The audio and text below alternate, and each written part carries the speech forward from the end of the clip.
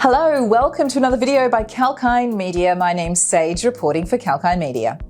The global economy in 2022 has struggled to get back to the ease of the pre-pandemic era. For around a decade, from the end of 2009 to the end of 2019, economies like the United States enjoyed both low interest rates and low inflation rates, with inflation rates fluctuating between around 1 and 2%.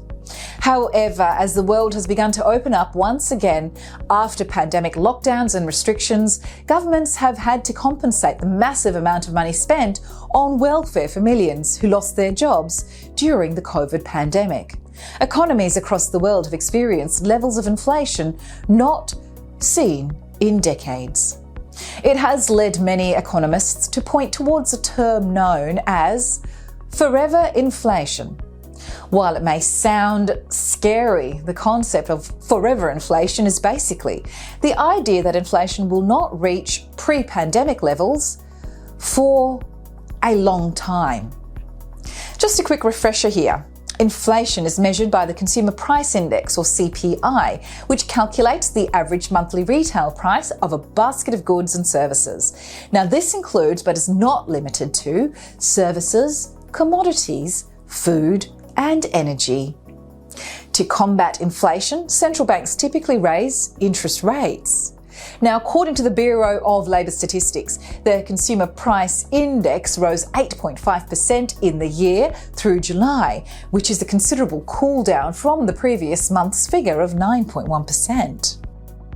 Some economists have interpreted this as an indication of waning inflation, where 9.1% was the peak point of inflation.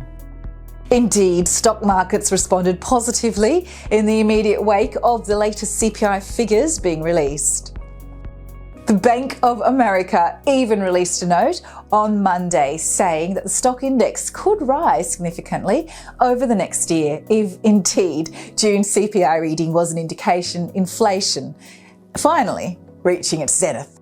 However, others believe due to the turnaround of trade and demographics trends seen prior to COVID, the US is heading into a new age of forever inflation. One of the big factors is the ongoing war in Ukraine, which has effectively put an end to increasingly globalized supply chains.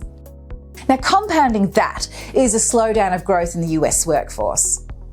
And while rising interest rates will no doubt see inflation rates retreat from its current level, some economists believe the inflation rate may perpetually continue to hover well above the 1 to 2% range seen before the pandemic. Well, that's all for now. Please do like, comment and subscribe and hit that bell icon for future notifications of our latest videos. Sage here reporting for Kalkine Media.